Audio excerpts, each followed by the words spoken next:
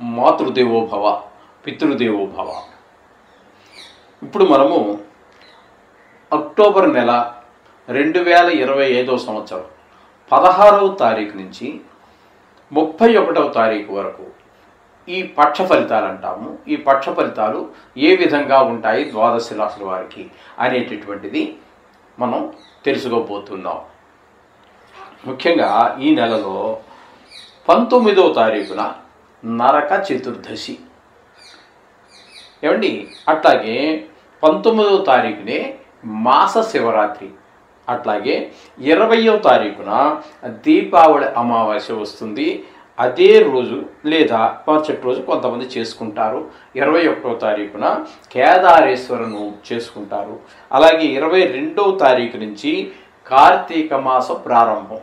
ఆ నెలంతా కూడా ప్రతిరోజు ఒక మహాపర్వదినమే. ప్రతిరోజు కూడా ఆ నెల రోజులు కూడా మహాపర్వదినంగానే ఉంటుంది. అలాగే 25వ తారీఖున నాగుల చవితి అనేటటువంటి ఒక పండుగ మనం చేసుకుంటూ ఉంటాము. ఇవి మనకి ఈ పక్ష రోజుల్లో వచ్చేటటువంటి కొన్ని ముఖ్యమైనటువంటి దినాలుగా మనం చెప్పుకోవాలి, కొన్ని పండుగలుగా చెప్పుకోవాలి. ఎందుకంటే మనకి నిజానికి మన హైందవ ధర్మంలో ప్రతిరోజు ఒక పండగే. మన సంకల్పంలో చూడండి, మనం చెప్పుకుంటూ ఉంటాం. ప్రతిరోజు కూడా శుభదినే అని చెప్పుకుంటూ ఉంటాం. ఆ తిథి పేరు, నక్షత్రము అవన్నీ చెప్పుకుని సంవత్సరం పేరు అన్నీ చెప్పిన తర్వాత శుభదినే, ప్రతిరోజు కూడా ఒక శుభదినమే. ఆ శుభదినం అనేది జరుగుతుంది కొంతమందికి మాత్రమే. అది మనం అక్కడ సంకల్పంలో చెప్పేది ఏం కాదు. అంచేత మనకి 365 రోజులు కూడా ఇవన్నీ కూడా దేవుడు మనకు ప్రసాదించినటువంటివి కాబట్టి ఇవన్నీ కూడా శుభదినాలే. ఓకే, ఇవి మనకి ముఖ్యమైన పండుగ. ఇకపోతే ఇవి కేవలము గోచార ఫలితాలు మాత్రమే. ఇవి జాతక ఫలితాలు కావు, మీకు సంబంధించినవి కావు. అందులో మీరు కూడా ఉండొచ్చు. ఇది కొన్ని కోట్ల మందికి ప్రపంచవ్యాప్తంగా తీసుకుంటే వచ్చేది. అందులో కేవలం మీకు వచ్చేది నిష్ణాతులైన వారు చెప్తే 10 నుంచి 15% మాత్రమే జరుగుతుంది. మిగతా దగ్గరగా 80% అంతా కూడా మీ వ్యక్తిగత జాతకం, అంటే మీ date of birth, time of birth, అంటే మీరు పుట్టిన రోజు, పుట్టిన సమయము, పుట్టిన స్థలము, దానిని బట్టి వస్తూ ఉంటుంది. అది కూడా నిజానికి గోచారమే. ఆ రోజు మీరు పుట్టిన ఏదైతే ఉందనుకుంటున్నారో అది కూడా ఆ రోజు గోచారమే. అయితే మీరు పుట్టిన సమయాన్ని బట్టి లగ్న స్ఫుటం కడతాము. అది ఏ లగ్నం అనేది అక్కడ నుంచి, ఆ లగ్నం నుంచే మీ జాతకం ప్రారంభమవుతుంది. అది నిష్ణాతులైన వారు చెప్తే 100కి 80%, అంటే 100కి 80% మీకు సరిపోతుంది. దానికి ఈ గోచార ఫలితాన్ని చేర్చుకుని చెప్పుకోవాల్సి ఉంటుంది. ఇప్పుడు ఇందులో ఎక్కువ గ్రహాలు ఏవో ఉన్నాయని బాధపడిపోవద్దండి. ఇది చెప్పుకున్నాం కదా మొదటే, ఇది కేవలం మీ ఒక్కరికి సంబంధించింది కాదు. ఎక్కువ గ్రహాలు అనుకూలంగా ఉన్నాయి అనే ఉద్దేశంతో మీరు ఊరికే సంబరపడిపోవాల్సిన పని లేదండి. ఎందుకంటే అది కూడా మీకు మీ వ్యక్తిగత జాతకం కాదు, రాశిగతమైన జాతకం కాబట్టి. ఓకే, మిథున రాశి వారికి అక్టోబర్ నెల 2025 సంవత్సరం 16వ తారీఖు నుంచి 31వ తారీఖు వరకు గోచార ఫలితాలు ఏ విధంగా ఉన్నాయో సశాస్త్రీయమైన పద్ధతులు తెలుసుకునే ప్రయత్నం చేద్దాము. ఇది మీరు కేవలం గోచార ఫలితాలను చూసి మీరు ఎక్కువ సంతోషపడడం కానీ ఎక్కువ దుఃఖపడడం కానీ చేయవలసిన పని లేదండి. ఇవి తాత్కాలికము, త్వరగా కదిలిపోతూ ఉంటాయి. మీ వ్యక్తిగత జాతకం అయితే ప్రథమ శ్వాస, పుట్టినప్పుడు తీసుకున్నటువంటి మొదటి శ్వాస ఏదైతే ఉందో అక్కడ నుంచి అంతిమ శ్వాస వరకు, అంటే ఆఖరి శ్వాస, ఇంకా తర్వాత మనిషే ఉండడు శ్వాస తీయడానికి, అప్పటి వరకు కూడా ఏ ఒక్క గ్రహము 1 డిగ్రీ కదలదు, 1 రాశి కదలదు. కాబట్టి జాతకం అనేది దాని యొక్క ప్రభావం 80% వరకు నిష్ణాతులైన వారు చెబితే ఉంటుంది. ఎవరి చేతనా రాయించుకోండి, నిష్ణాతులైన వారు అయి ఉండాలి, లేకపోతే దానివల్ల ప్రయోజనం ఉండదు. ఒకవేళ మీకు ఎవరన్నా దొరికితే సంతోషం, చాలామంది ఉన్నారు దేశంలో, సంతోషం. లేదా మా దగ్గర కూడా సౌలభ్యత ఉన్నది. ఆ మహాదశలు, ఆ అంతర్దశలు, ఆ ప్రత్యంతర దశలు అవన్నీ మీకు అనుకూలంగా ఉన్నాయా, ఏవి అనుకూలిస్తాయి, ఏవి అనుకూలించవు, ఈ డీటెయిల్స్ అన్నీ కూడా మేము తయారు చేసి మీకు పంపించడం జరుగుతుంది. ఓకే. ఈ విధంగా వ్యక్తిగత జాతకానికి ప్రాధాన్యత ఇవ్వండి. దీనికి ప్రాధాన్యత ఇవ్వద్దని చెప్పట్లా. దీనికి ఉన్న ప్రాముఖ్యత దీనికి కూడా ఉన్నది.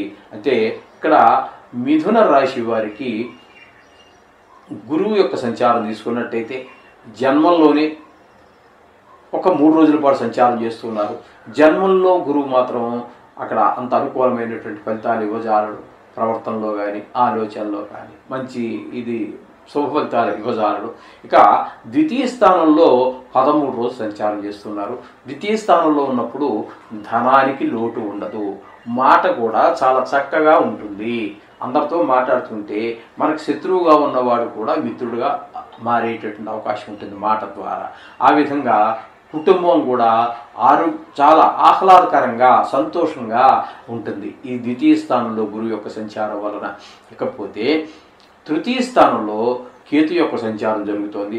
తృతీయ స్థానంలో కేతు యొక్క సంచారం కూడా చాలా శుభప్రదమైనటువంటి ఫలితాలన్నీ ఇస్తాడు. ఎందుకంటే అక్కడ ఇంటి దగ్గర వాళ్ళు, ఇంటిలోని వారు, ఇంట్లో కుటుంబ సభ్యులు, ఇంటి చుట్టుపక్కల ఉన్నటువంటి వారు, వ్యాపార స్థలంలోనూ ఉద్యోగ స్థలంలోనూ తెలుసున్న వారు, కొన్ని సందర్భాలలో తెలియనటువంటి వారు కూడా మీకు మనస వాచ కర్మణ సహాయ సహకారాలు అందిస్తూ ఉంటారు. అది అందరు సహాయ సహకారాలు అందించేటప్పుడు మనిషి అభివృద్ధి చాలా త్వరగా జరుగుతూ ఉంటుంది. ఓకే, ఇది మనం ఇప్పుడు ప్రస్తుతం 15 రోజుల ఫలితాలు చెప్పుకుంటున్నాం కాబట్టి. కానీ నిజానికి ఇక్కడైనా ఈ రాశిలో 1.5 సంవత్సరం సంచారం చేస్తూ ఉంటారు. ఈ సింహంలో కొద్ది రోజులు గడిచాయని కూడా తీసేస్తే మిగతా మొత్తం సంవత్సరం కాలం కూడా అక్కడే ఉంటారు. ఈ ఫలితాలు మీరు దీన్ని ప్రతి సంవత్సరం, ప్రతి నెల, ప్రతి వారం లేకపోతే 15 రోజులుగా వినవలసినంత అగత్యమైతే ఉండదు. ఇందులో ఏం తేడా ఉండదండి. వినండి, వినడానికి అభ్యంతరం ఏం లేదు. కానీ ఇందులో మాత్రం భేదం ఏమీ లేదు. అట్లాగే చతుర్థ స్థానంలో శుక్రగ్రహం యొక్క సంచారం జరుగుతోందండి 15 రోజుల పాటు. ఈ 15 రోజుల్లో కూడా చతుర్థంలో శుక్రగ్రహం అత్యంత అనుకూలమైనటువంటి సుఫలితాలు ఇస్తూ ఉంటారు. మా అమ్మగారి యొక్క ఆశీర్వచనాలు లభిస్తాయి. ఆవిడ ఆరోగ్యం బాగుంటుంది. విద్య విషయంలో బాగా రాణిస్తారు. అలాగే భూమి విషయంలోనూ, గృహ విషయంలోనూ, వాహన విషయంలోనూ, స్వభావ విషయంలోనూ అన్నిట్లో కూడా చాలా చక్కటి ఫలితాలన్నీ కూడా మనకి శుక్ర భగవానుడు ఇస్తూ ఉన్నాడు. ఈయన కళలకి, లలిత కళలకు కూడా ఆయన కారకుడు కాబట్టి సినిమా రంగంలో ఉన్నటువంటి వారికి, అట్లాగే టీవీ రంగంలో ఉన్నటువంటి వారికి, సోషల్ మీడియాలో ఉన్నటువంటి వారికి మంచి అనుకూలమైన ఫలితాలు ఉంటాయి. అలాగే షేర్ మార్కెట్లో పెట్టుబడి పెట్టేటటువంటి వారికి కూడా చాలా శుభప్రదమైనటువంటి లాభాలన్నీ కలిగించే విధంగా ఉంటాడు. ఇక రవి యొక్క సంచారం తీసుకున్నట్టయితే చతుర్థ స్థానంలో ఒక 2 రోజులు, ఒక 14 రోజుల పాటు పంచమ స్థానంలోనూ సంచారం చేస్తూ ఉన్నారు. ఇక్కడ రవి యొక్క సంచారం మనం తీసుకున్నట్టయితే చతుర్థ స్థానంలో కానీ పంచమ స్థానంలో కానీ శుభ ఫలితములను ఇవ్వజాలరు. ఇంకా చతుర్థ స్థానంలో 2 రోజులు పక్కన పెట్టినట్టయితే ముఖ్యంగా 15 రోజుల పాటు 14 రోజుల పాటు పంచమ స్థానంలో సంచారం చేస్తున్నారు కాబట్టి ఇక్కడ ముఖ్యంగా పిల్లల ఆరోగ్యం మీద, ఆటల మీద, చదువు మీద, గాయాలు అవటం మీద, ఆరోగ్య విషయంలోనూ ఎక్కువ ఇబ్బంది పెట్టేటటువంటి అవకాశం అంతా కూడా రవి వల్ల కలుగుతూ ఉన్నది. అలాగే కుజుని యొక్క సంచారం కనుక మనం తీసుకున్నట్టయితే కుజుని యొక్క సంచారము ఒక 12 రోజుల పాటు 5వ స్థానంలోను, 6వ స్థానంలో ఒక 4 రోజుల పాటు సంచారం చేస్తూ ఉన్నారు. ఇక్కడ ఈ పంచమ స్థానం అయినటువంటి తులలో సంచారం చేసే రోజులు 14 రోజుల్లో మాత్రం అనుకూలమైన ఫలితములను ఇవ్వజాలరు. కాబట్టి ఇక్కడ ఒక 4 రోజులు మాత్రం షష్టమ స్థాన సంచారం జరుగుతుంది. ఆ 4 రోజుల్లో మాత్రం షష్టమ స్థానం వల్ల ఆరోగ్యం బాగుంటుంది. అప్పులు ఏమైనా ఉంటే తీర్చేయగలుగుతారు. అప్పుల కోసం ప్రయత్నం చేస్తే పుడతాయి. మొత్తం మీద ధనానికి లోటు లేకుండా ఈ 6వ స్థానంలో సంచరించే 4 రోజులు కుజుడు మీకు సహాయ సహకారాలు అందిస్తారు. ఇకపోతే ఈ మిథున రాశి వారికి బుధుని యొక్క సంచారము 5వ స్థానంలో ఒక 9 రోజులు, 6వ స్థానంలో ఒక 7 రోజులు సంచారం చేస్తూ ఉన్నారు. 5వ స్థానంలో సంచారం చేసేటప్పుడు మాత్రము ఈ బుధుడు అనుకూలమైన ఫలితాలు ఇవ్వడు.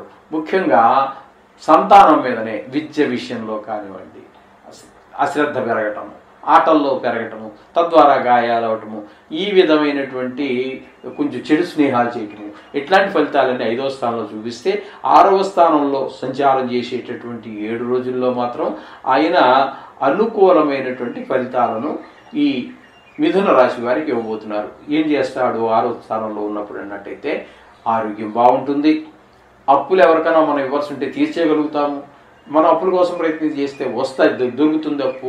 మొత్తం మీద ధనానికి లోటు లేకుండా ఈ బుధుని యొక్క 6వ స్థాన సంచారం వల్ల కలుగుతుంది. ముఖ్యంగా ఆరోగ్యం కూడా బాగుంటుంది. ఇకపోతే భాగ్యస్థానంలో రాహుగ్రహ సంచారం జరుగుతోందండి. రాహుగ్రహ సంచారం భాగ్యస్థానంలో జరుగుతోంది. అలాగే 10వ స్థానంలో సంచరించేటటువంటి శని కూడా వక్రగతిలో సంచరిస్తున్నారు కాబట్టి ఆయన కూడా భాగ్యస్థాన ఫలితాలను ఇవ్వబోతున్నారు.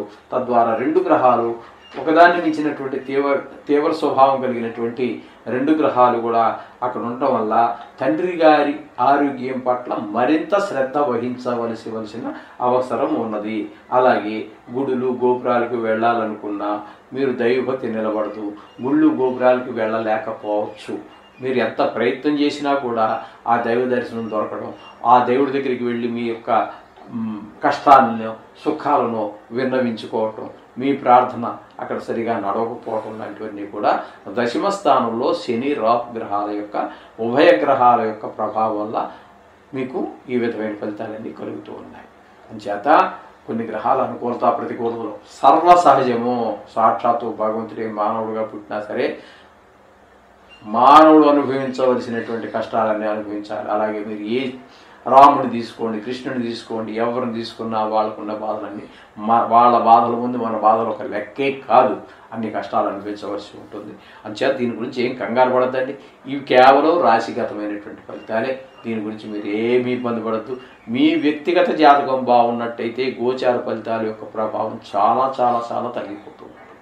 అంచేత వ్యక్తిగత జాతకం నిష్ణాతులైన వారి చేత రాయించుకోండి. మీకు ఎవరన్నా దొరికితే సరే, లేకపోతే మా దగ్గర కూడా సౌకర్యం ఉన్నది. అలాగే పరిష్కారాలు అంటే మనకు ఉన్నటువంటి దోషాలకి పరిష్కారం కూడా అన్నిటికీ లక్షలు వేలు ఖర్చు పెట్టాల్సిన పని ఉండదండి. మీ యొక్క ఆర్థిక పరిస్థితిని బట్టి ఏమి ఖర్చు పెట్టలేని వారికి ఒక రకమైన సలహా ఇవ్వగలము, కొంత ఖర్చు పెట్టగలిగిన దాని తగినట్టుగా ఇవ్వగలము. మరి బాగా ఖర్చు పెడతామన్న వారికి దాని తగినట్టు దానికి విత్తం కొద్దీ వైభవం ఉంటూ ఉంటుంది. అలా అని చెప్పి ఫలితంలో మాత్రం వైభవం వరకే అదంతా కూడా, కానీ ఫలితం వరకు కాదు. అందుచేత మీరు నవగ్రహాల చుట్టూ 41 రోజులు తిరిగినా అదే ఫలితం ఉంటుంది.